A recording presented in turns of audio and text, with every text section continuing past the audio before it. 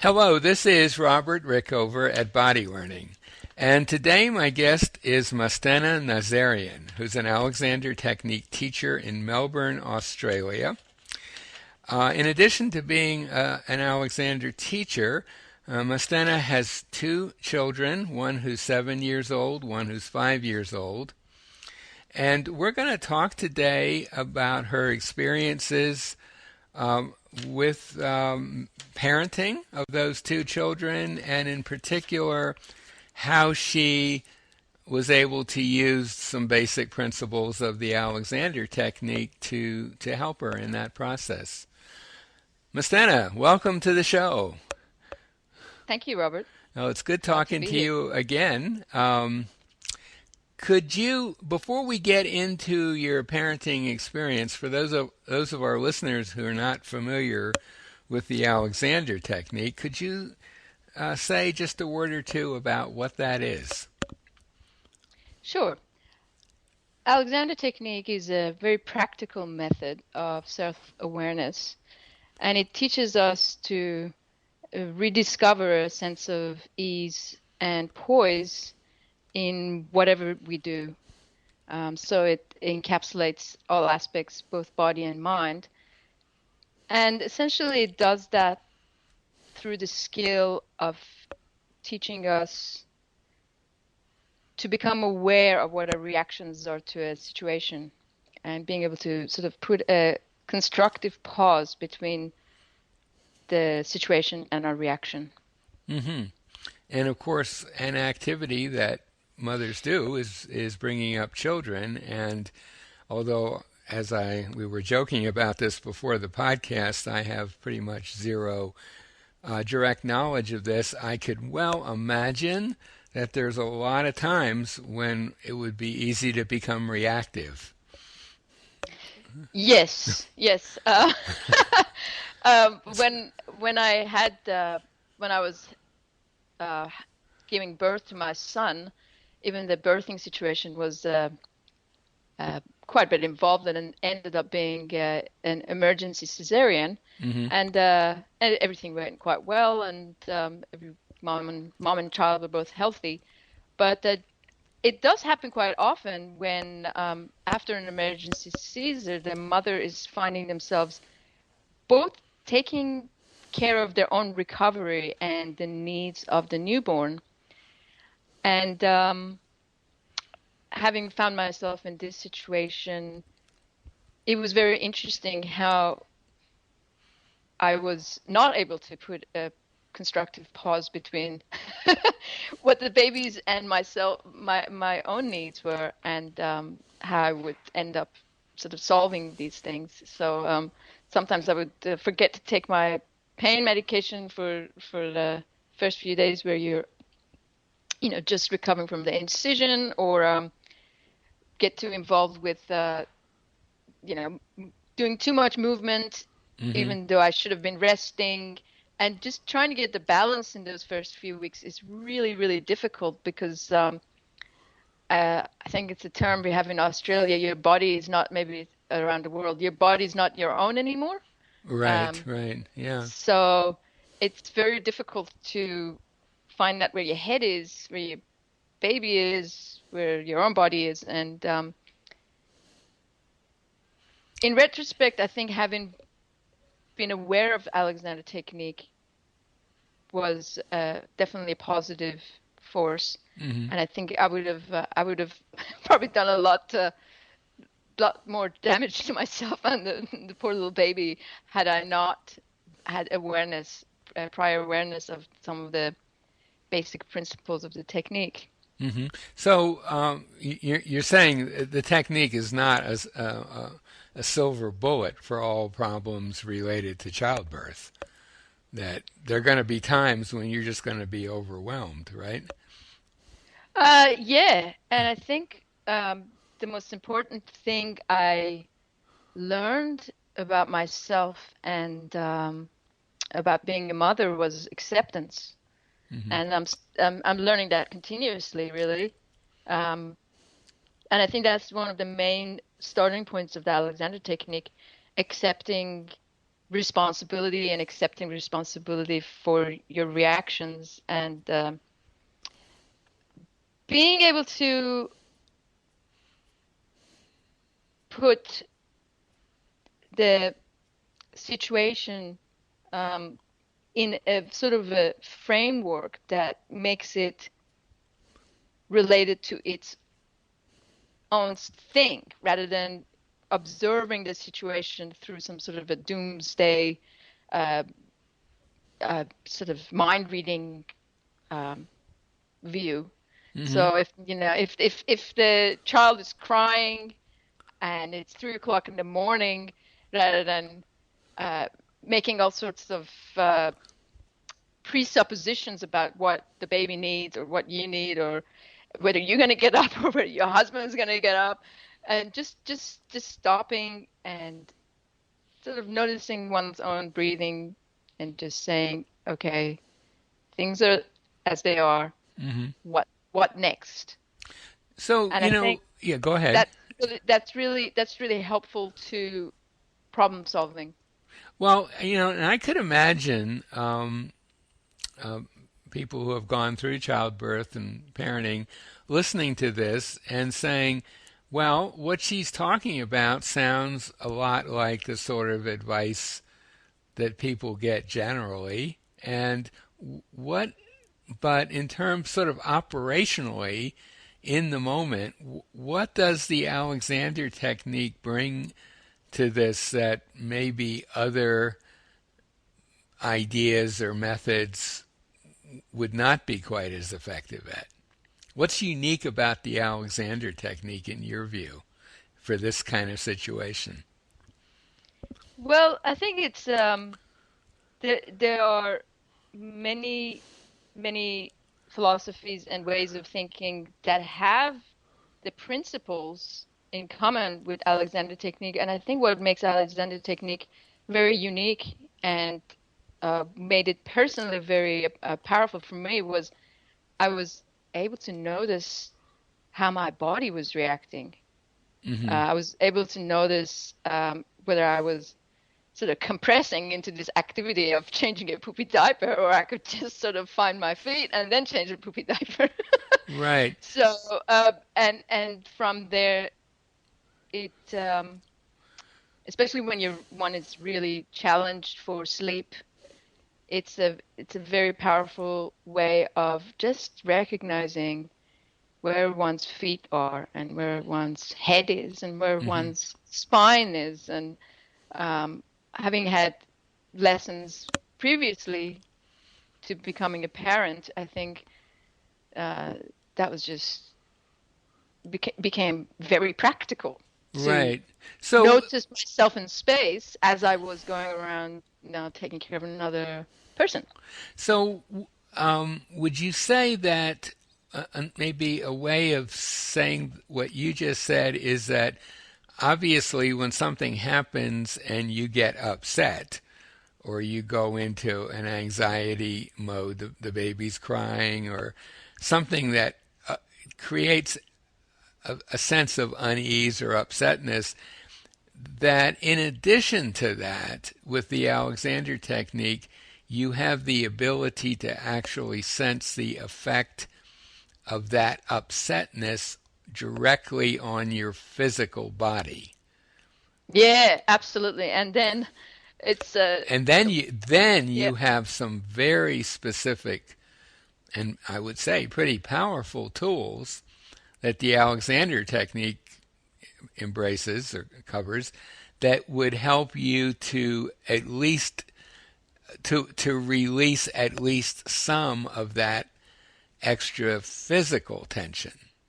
yes. And of course that in turn would most likely affect your emotional state. It's Oh, hard to imagine absolutely. it wouldn't, Yes. really. I just want to get at what it is that, from your experience, is sort of unique about the technique, because I'm sure mothers are bombarded with advice on how to deal with pregnancy and motherhood, Mm, and mm. I'm sure some of it would sound a little like what you described earlier, you know, take it easy, come back to the moment, not whatever. But you're saying there's something that the Alexander technique has that's maybe an extra step, or if you like, or an additional Mm, tool that you can yeah. use. Yeah. And Vaughn, Uh, very grounded in physicality. I have to repeat it again. It's extremely practical. It's an extremely practical way of responding. Hmm. And I think what makes it extremely practical is that special way of learning how to observe oneself in ordinary and, let's say, getting used to parenting for me was a slightly heightened situation. And I think the most important thing I learned was that you can accept that you can make mistakes and you're Hmm. not going to get it right, and that as long as you've been present Hmm. and being able to, feed the child, keep them clean, that an infant especially is extremely forgiving. Hmm. They won't remember whether you got totally tight in the neck 5 minutes ago or 5 days ago. They're always ready to teach you, and they're always ready for a new opportunity to connect with you. And it's quite a wonderful thing when I realize I can learn from this new person and Hmm. not so much worry whether I got it right, and Right. also that they will respond based on how I'm responding. So So, they are. I mean, the little experience I have with babies is. I mean, one thing that's really clear is that they are totally and completely in the moment, in ways that even the most advanced Alexander people could never hope to achieve. yes. They really are totally present. So it sounds like maybe one aspect of using the technique to help you um, go through these processes is to a certain extent look upon the baby or and the child too later on as a kind of a teacher, Yeah, and yeah. that frames Yeah. it very differently. Yeah, I remember telling a Alexander teacher that I was having a baby, and he wrote back saying, "Congratulations on having swallowed an Alexander technique teacher." There you go. Yeah. Now, So, you had mentioned before we talked about a book which you found very helpful, and that, in your view, although it was not written by an Alexander person or it wasn't explicitly mm, about the technique, but which, in its own way, pointed to the very processes that the Alexander technique embraced. Could you say a little about that? yeah, sure. It's a book readily available. Fortunately, I don't remember the author, but it's called Your Self-Confident Baby. Hmm. And it's a very peculiar title, but very cute. And it talks about the process of observation and also the very present tool of actually speaking to the child, even Hmm. though, they might be 3 days old or 3 minutes old. Hmm. You actually wouldn't dream of not speaking to your dog before you're about to take him for a walk. Right. This was an analogy that was made where the mother is kind of very hurriedly, uh, dressing or changing the infant, but they're talking to the dog, Hmm. rough, rough, wait, and I'll be feeding you in a minute. And so they're communicating with words with an animal, but we forget to use that same skill basically to calm our own nervous system as we're um, being a carer for this human being. Mm-hmm. And it was very, very important for me, exactly for that idea of calming my own nervous system, to speak to the child and tell them what will be coming next. I'm picking you up now. Mm-hmm. I'm going to put you on the changing table. I'm going to open your diaper now. I mean, I had to do it to that level, Uh-huh. and it seemed to work. And I can't tell you how or why, but it seemed really sort of a natural thing to use one's voice Mm-hmm. to calm myself down. And at the same time, I was really using my hands as well. So, Mm-hmm. Of course. And it's not totally crazy to think that at some level the baby got it. Not obviously intellectually processing it, but yep, picked up on the vibes, so to that's speak. right. That's right. Yeah. Now, could you say a little more about that book? Because I think you said it came out of a specific set of experiences in Hungary after World War II. Yeah, apparently there was the orphanages there where they didn't have great sort of nurse to baby numbers, but for some reason it was advocated that they both listen and speak to the babies Mm-hmm. as they went around a very arduous routine. I could, war-torn sort of world, and you had lots of little babies without parents. It Mm-hmm. must have been a stressful situation. So just the nurses were trained to make more of themselves by using very basic and clear communication as they were taking care of the infants. And apparently, the result was that the children who grew into young adults and then adults who left and came through the orphanages were able to sort of blend in with society very successfully, Mm-hmm. you know, and And how would you relate that to basic Alexander principles? well, I think the idea, the principle that the mind and the body respond to one another, Mm-hmm. and that when we give the basic directions that Alexander devised for the more natural use of the head, neck, and torso relationship to ourselves, Mm-hmm. our body responds.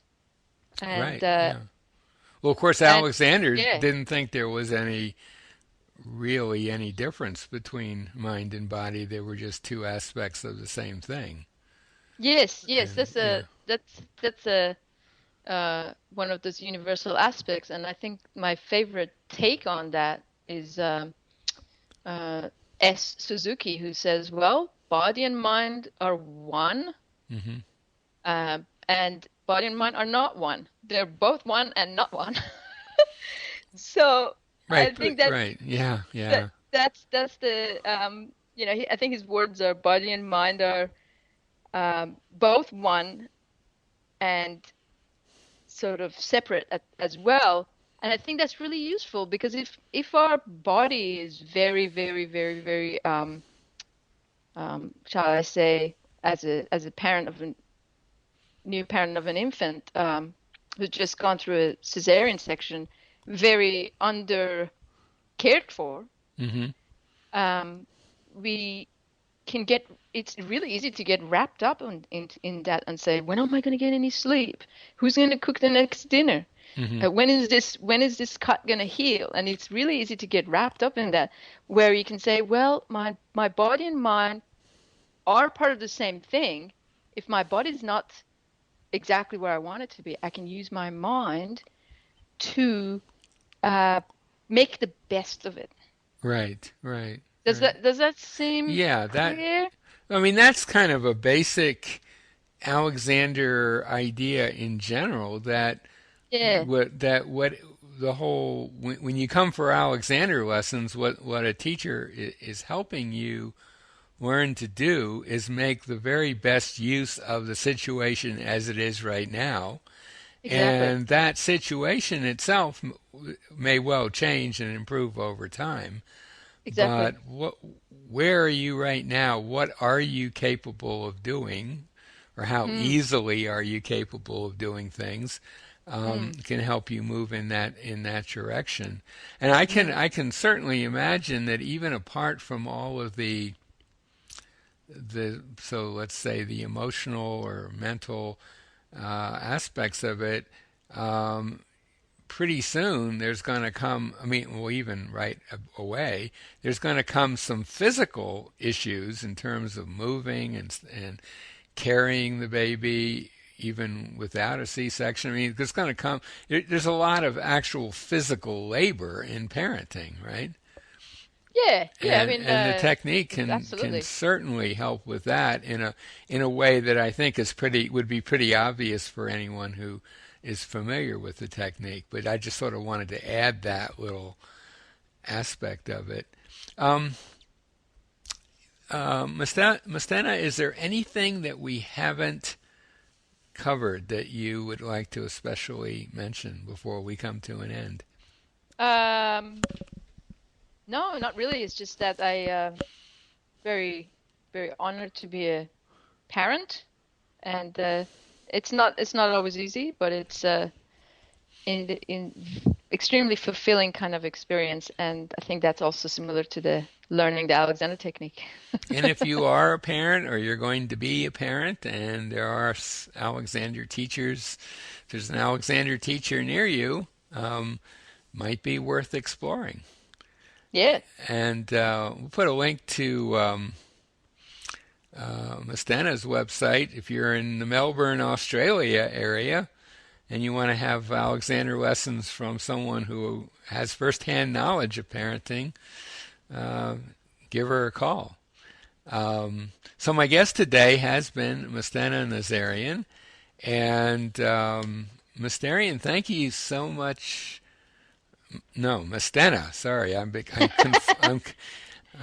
having trouble with names tonight. Mastena, thank you so much for being on the show today.